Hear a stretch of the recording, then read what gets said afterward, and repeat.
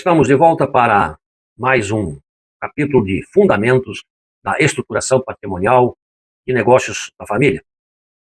Antes, porém, de nós iniciarmos aqui o nosso terceiro capítulo, eu quero anunciar para você que talvez ainda não me siga nas redes sociais. E se não me segue, pode me seguir, basta procurar dr.Célio Antônio Schlaf, tá tudo junto, e você pode me seguir lá. Aliás, você me ajuda a divulgar o nosso trabalho fazendo isso.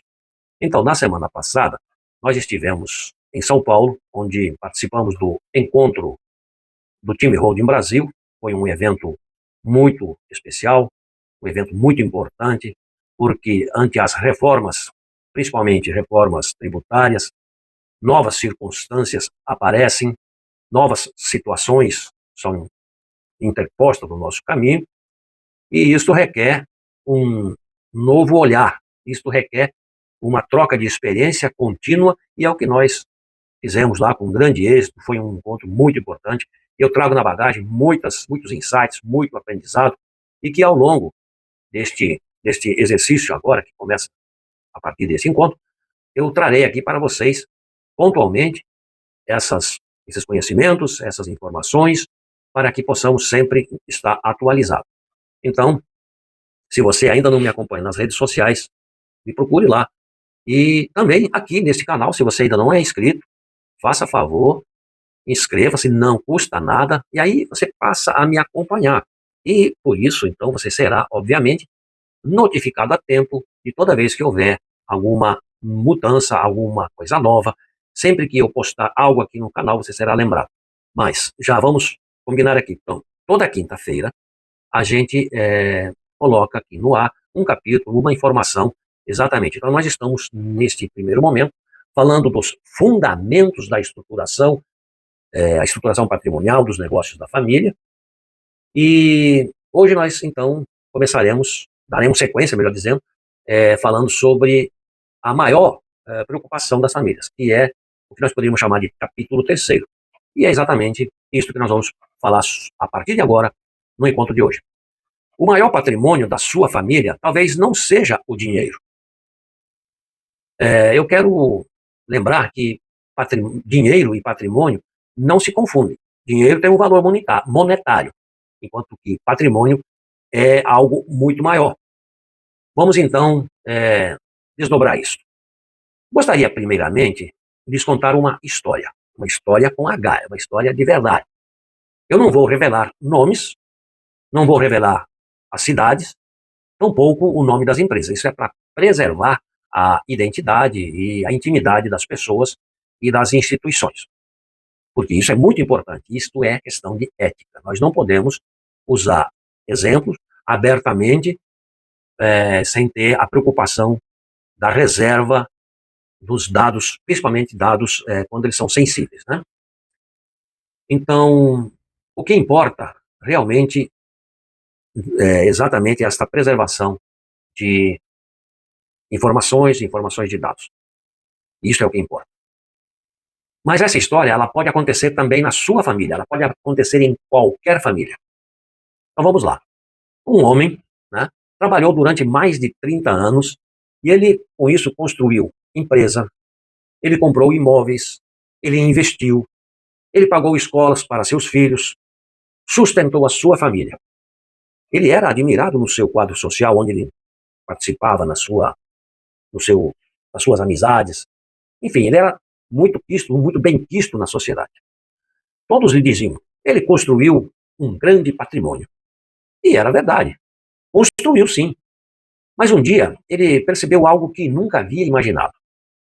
Os filhos conheciam o patrimônio, mas não conheciam o propósito daquele patrimônio.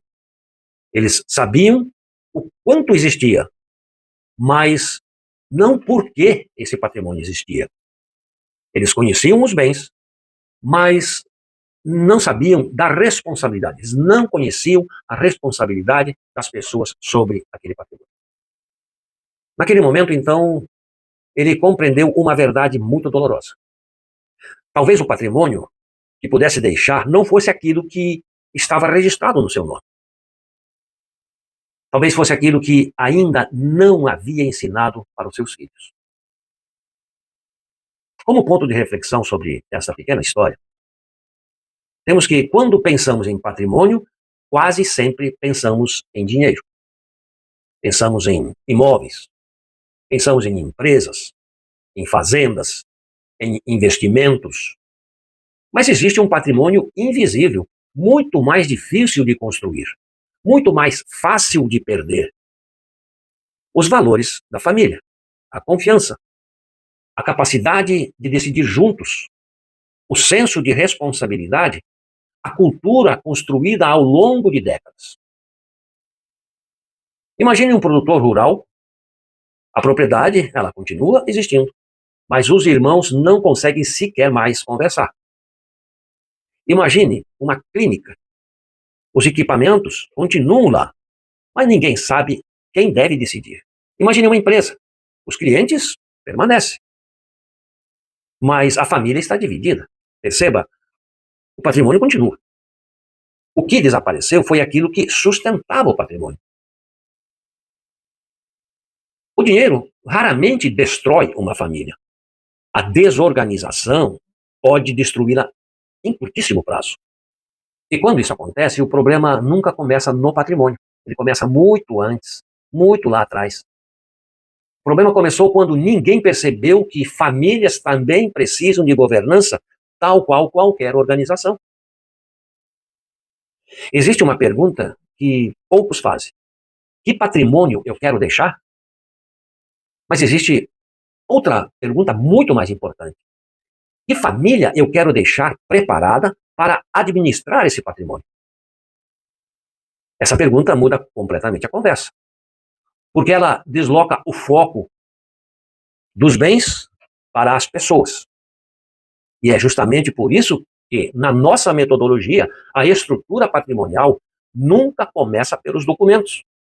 Ela começa pelas pessoas, pelas decisões, pelos objetivos, pelos valores da família. E somente depois vêm os instrumentos jurídicos.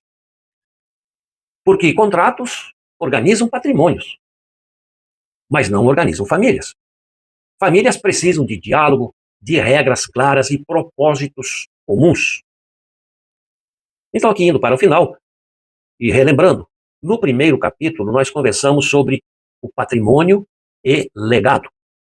No segundo, nós entendemos por que tantas famílias deixam a organização para depois. Depois eu vejo, quando melhorar, quando a empresa crescer, e assim vão deixando. E hoje nós demos um passo a mais.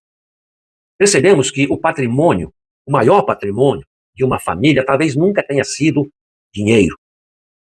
No próximo capítulo, nós vamos responder a uma pergunta que parece simples, mas nunca completamente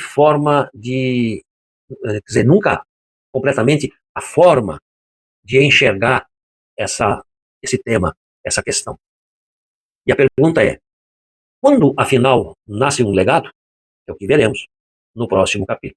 Eu sou Célio Antônio Schlachta e quero te agradecer. Muito obrigado pela companhia.